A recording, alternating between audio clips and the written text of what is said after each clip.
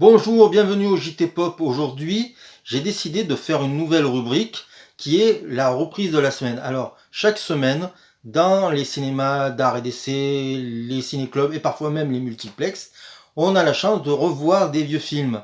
Et c'est toujours bien d'en parler et de les mettre en avant parce que souvent, ce qui est mon cas pour moi cette année, j'ai pris beaucoup plus de plaisir à voir certains vieux films en salle que des films récents. C'était un sujet à part. Bon, aujourd'hui, pour la première, je vais parler de Brasil de Terry Gilliam. Alors, euh, Brasil, c'est sorti en 1985. En France, ça fait 1 900 000 spectateurs, si je dis pas de bêtises. Mais aux États-Unis, parce que les États-Unis euh, ont le director cut, c'est-à-dire que c'est eux qui possèdent les négatifs et qui font un peu ce qu'ils veulent pour la sortie du film, ils ont massacré le film. C'est-à-dire qu'ils ont coupé beaucoup au montage. C'est un film qui fait à peu près 2h25, qui est aux États-Unis, il fait 1h40, je crois. Donc pour vous dire comme ça a été coupé et massacré. Donc le film est devenu culte assez vite. Alors en France, il y avait vraiment des gens qui étaient. Il y avait les pour et les contre Brésil, et les pour gagnaient souvent. Et puis, au fil des années, le film a été réhabilité. Et maintenant, le film peut être vu dans une belle copie. Enfin, j'espère. Je pense qu'il a été remasterisé, mis en 4K. Donc si vous pouvez aller le voir, allez-y. Alors qu'est-ce que ça raconte euh, Brasil? Brasil, on est dans une dystopie, c'est-à-dire qu'on est dans un univers, on ne sait pas quel pays, on ne sait pas où on est. Brasil, c'est pas le nom du pays. Brasil, c'est juste la musique.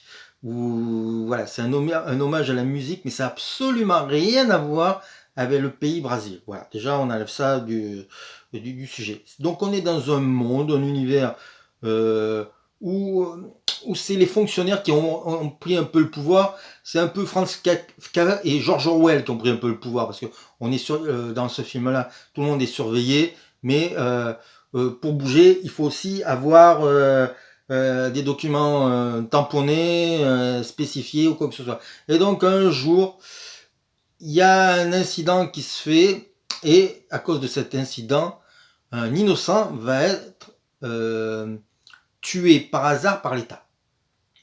Pas par hasard, le mot est pas bon, mais par erreur. Voilà, par erreur, par l'État. Et donc, comme on est dans un monde de fonctionnaires, il y a des cols cravates de partout, et donc on demande à Sam Laurie, personnage joué par Jonathan Pryce, d'amener une compensation pour la mort de cet innocent. Lui, il va, et il va y rencontrer la femme de ses rêves. Parce que Sam Laurie a une vie très peu intéressante dans la vie réelle, mais une vie passionnante dans ses rêves. Et donc, il va rencontrer la femme qu'il voit toutes les nuits dans ses rêves. Donc le film est j'allais dire, une folie totale. C'est un film qui a beaucoup d'humour, mais dont on a du mal à rire, parce que il nous montre une énorme monstruosité d'un univers froid, euh, assez dur, et où les riches sont très riches et peuvent manger des sortes de compotes, quoi, ça ressemble à des compotes de légumes ou de plats préparés, et on peut se faire tirer le visage pour rester belle toute sa vie.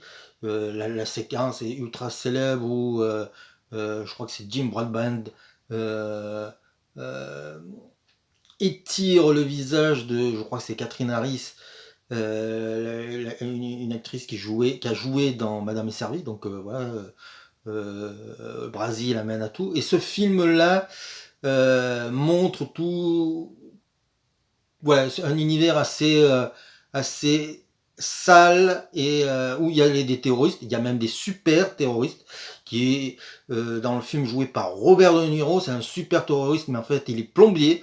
Donc on est dans l'univers de la bande dessinée, on est dans Terry Gilliam se permet aussi de rendre hommage à des maîtres comme Fritz Lang ou je sais pas, Akira Kurosawa, parce qu'il y a une scène avec un samouraï. Il y a plein de dommages, il y a plein de références à une certaine pop culture. La musique signée Michael Kamen est formidable, elle est entraînante, mais des fois on a des relents de Jaon Corbin, je ne sais pas si je prononce bien, qui était un compositeur de Frank Sinatra et qui est chanté par Kate Bush. Donc on est dans un univers assez fou, assez foutraque, c'est parfois un peu fatigant parce qu'il y a beaucoup de péripéties, mais c'est inventif de langue et vraiment il y a quelque chose de l'ordre de la jubilation à chaque image et à chaque idée. Il y a des acteurs qui font des petits coucous comme Bob Hoskins qui joue un plombier aussi.